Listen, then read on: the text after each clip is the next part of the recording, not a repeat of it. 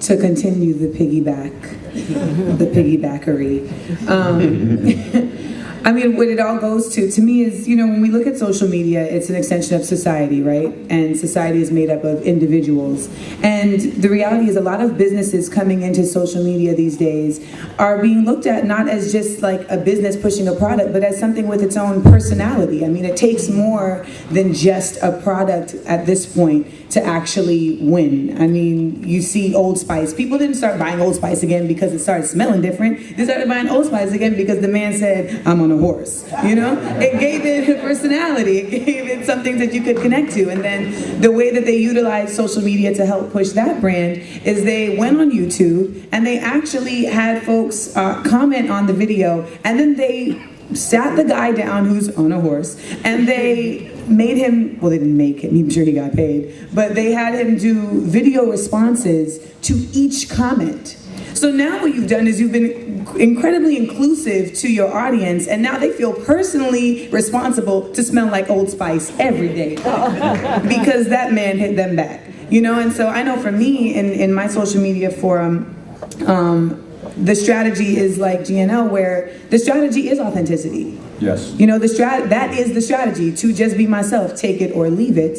But for me, what I'm selling as Amanda Diva is a brand of being a Renaissance woman who is a personality, a host, a culture critic, a painter, a recording artist, etc. And I do all of these things only because I do them all well. And I wouldn't push them out there for any other reason. So for me to excel in that field, I have to put that out there in my Twitter in an authentic way as well, and not every second be like, hey, look at this painting I did. So I think every business these days is realizing that they have to have a personality, and I commend you guys for taking it a step further than just like, look at this new color. People buy your nail polish not just because it's dope, but because they probably like y'all too. So if you're a jerk, don't be on Twitter. Before we continue, if there's a Rudy Gathright in the room, we believe we have something that belongs to you. Please go to the back of the room. Okay, and you guys have mentioned that you're on multiple sites. I manage 5 different Twitter accounts, 2 different Facebook accounts. Are you managing your own accounts, and how many do you have? Everything that I've ever done in social media, and I've been in social media, people keep talking about this new media, I've been doing it since November 1999. Wow. So the first thing you got to get over is this is new media. Just because you're not doing it doesn't mean it's new. I currently, and I do all my own stuff, and it goes back to authenticity. Nobody can be me. I'm not hiring an intern, I'm not having my assistant do it. I got to make time to do it. But I'm on Twitter, Facebook, LinkedIn. We have our Black Enterprise's own social media network called BE Insider. Please join. We have some special stuff there, BE Insider.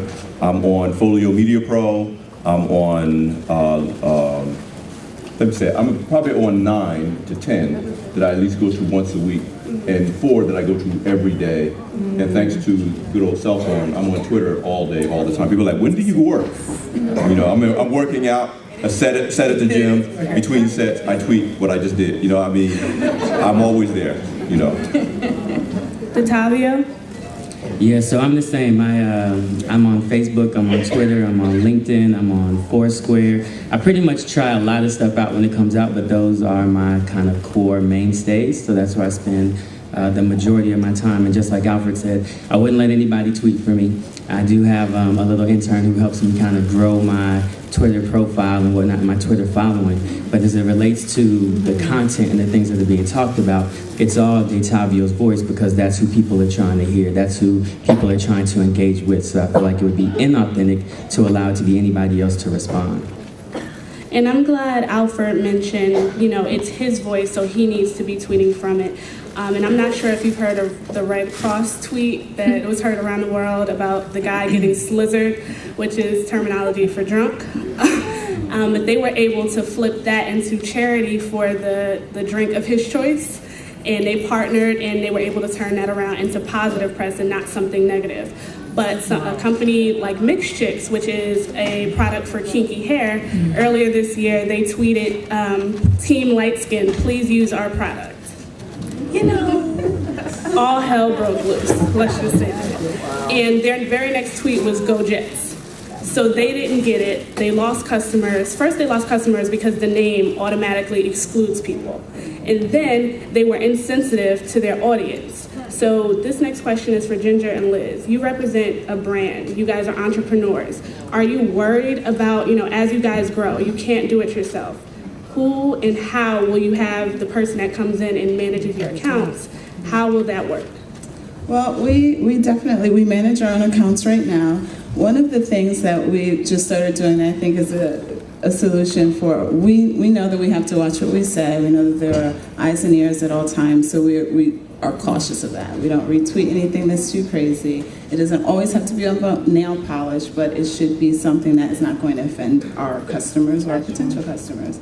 But in terms of when it becomes too much for us to handle, which is starting to happen, we have brand ambassadors, and that's something that we've done. Like we have now a style ambassador that's based in Chicago. We've got a teen ambassador. So what they're doing is setting up their own Twitter accounts under the GNL name, maybe GNL Teen. We haven't quite figured out what their handles will be, and people know that it is not us speaking in our voice, but they are kind of given direction as to what they should speak about. And them too, like there are people that we've selected that we like their personalities and it fits with our brand, and we kind of already studied their patterns and know not to expect any crazy surprises, and give them some direction, but they are their own personalities as well. And so the teen girls should have the teenagers falling in love with her and then in turn polish and vice versa. So it's one of the things that we're doing recently that I think will keep us out of trouble in terms of, being, when we need help and still need to really use Twitter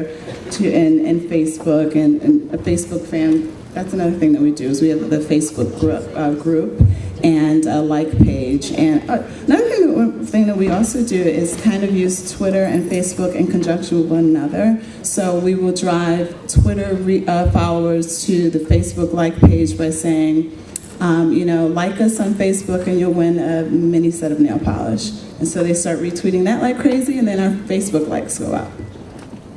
I just want to add to that 2 points. One, what she said about different social media platforms, most of them are built to help reinforce one another. That's another reason you can manage a lot of platforms at one time.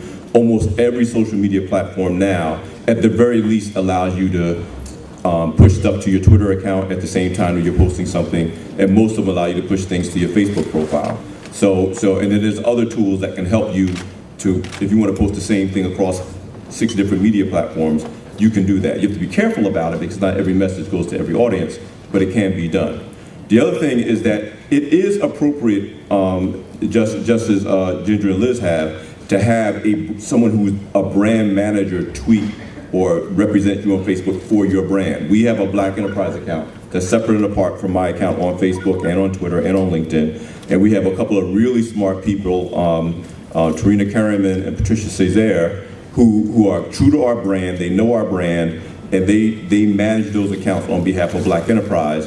But the word here is brand. You have to decide in your own head as an entrepreneur, and frankly as an individual, what do you stand for? What do you want people to think about when they see your face, hear your name? And then you have to make your mind that how you represent yourself in social media is not going to deviate from that brand. And that goes back to authenticity, if you're being true to who you are. Frankly, there are jerks on Facebook who have a lot of followers because there are some people who like jerks.